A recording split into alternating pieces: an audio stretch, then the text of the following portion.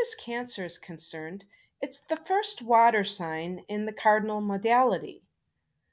One of the positive traits that I've come across with Cancer is their ability to nurture other people and to have genuine sympathy, empathy with others.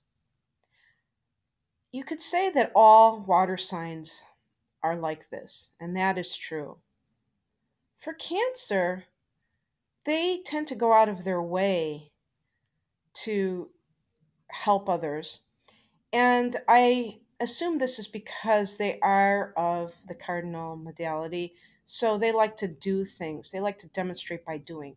You know, a Piscean might talk to somebody because, it's a mutable sign. It's one of the four communicative signs. The mutable signs also enjoy discussion.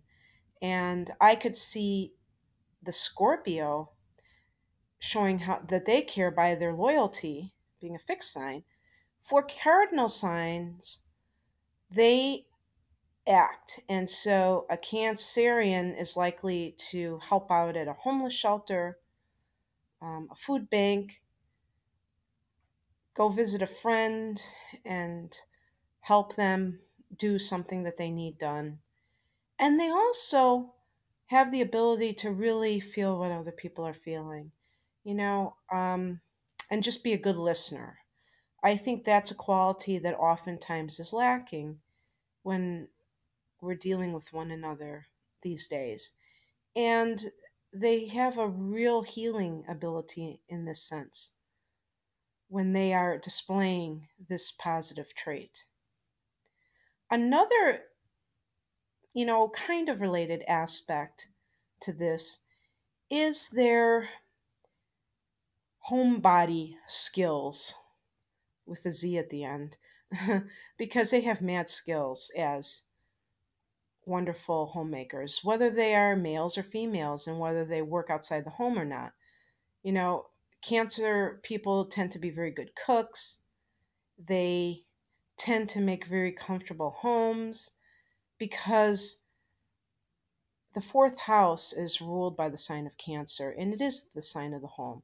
It's a sign of childhood. And so they tend to be good parents in the sense that they are traditional nurturing parents. Even if they have negative qualities, there's always some nurturing ability that shines through. For instance, being good cooks, having nice holidays. And Cancer is a sign of the mother. And I'll go into some of the negative aspects of it because the mother has the nurturing side that is the positive aspect, but then there's the shadow side, the controlling or the worry wart aspect, and I'll talk about that when I talk about the shadow aspects. But if you are ever invited to a Cancer person's house, you tend to feel very nourished and nurtured in that environment.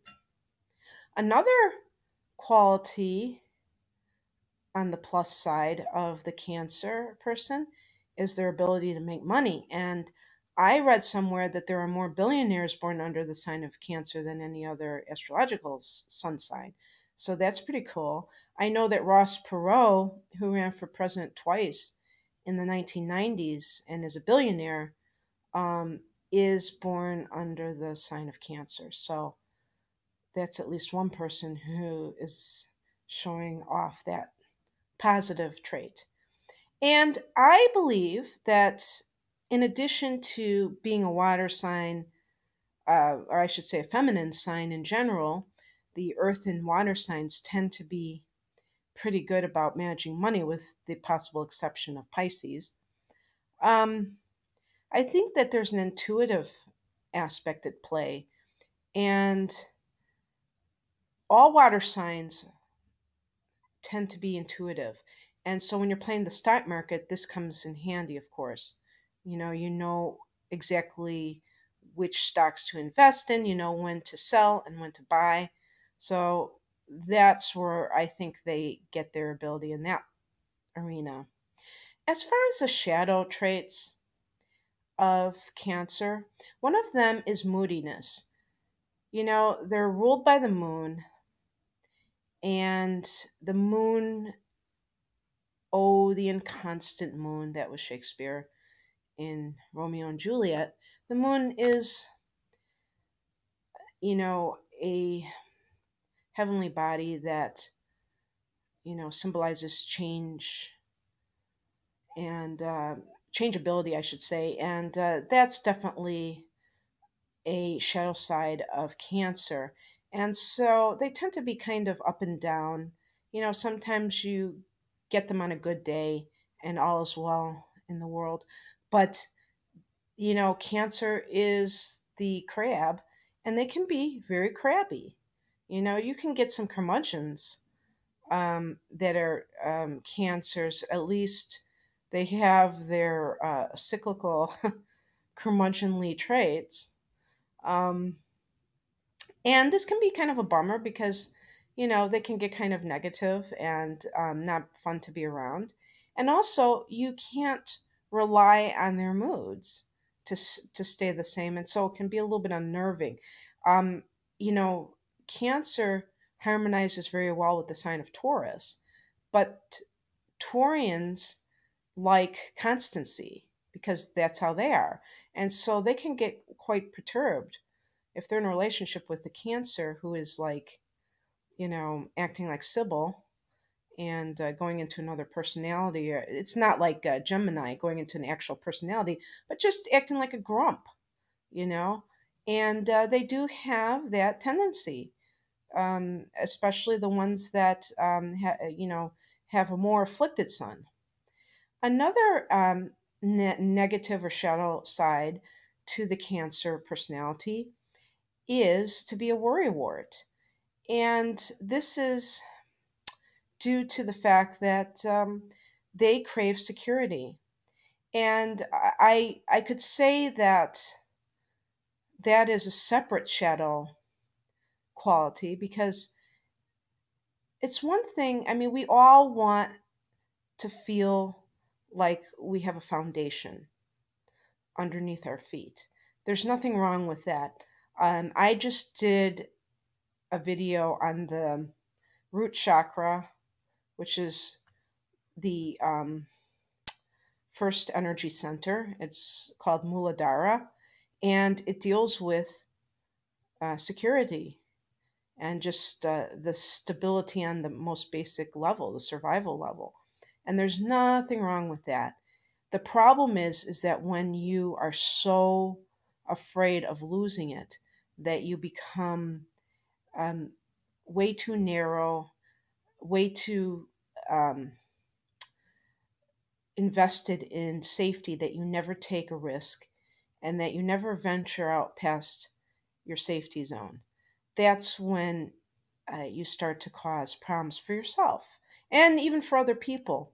Because, if you're a parent who is a Cancer type, you have to be careful that you don't overprotect your children.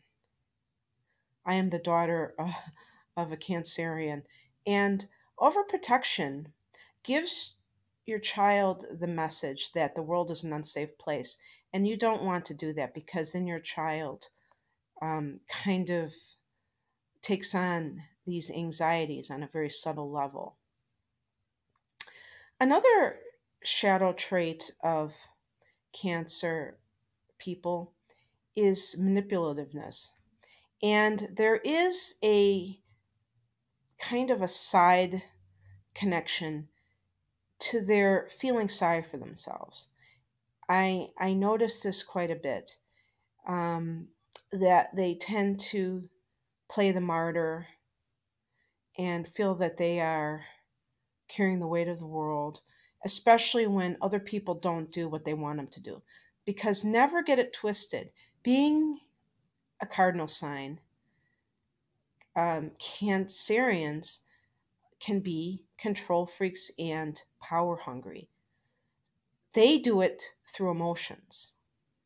And um, this causes other people usually to be even more turned off, and it can lead to a vicious circle. Cancerians crave love, but they oftentimes, when they are in that shadow self, they can't really receive it. And they need this constant proof of love.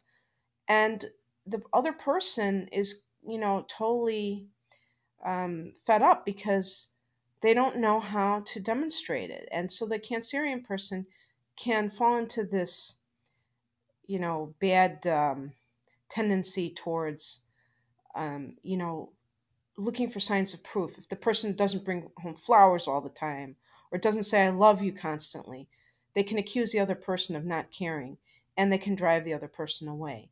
So that's something that Cancerians really need to watch out for. And they use manipulation in order to get that. And they're great guilt trippers. And when I say great, I'm using it sarcastically because it isn't a really good thing. But they have that tendency to want to lay guilt trips on people to try to get their needs met. And of course, that doesn't work out too well either. So I hope that some of this resonated with you guys. If you know any Cancerians, or if you are a Cancer person yourself, I would love to hear from you, and maybe you can fill in the blanks and give me even more information on the motivations that you think you have or that your loved ones have. Take care. Bye.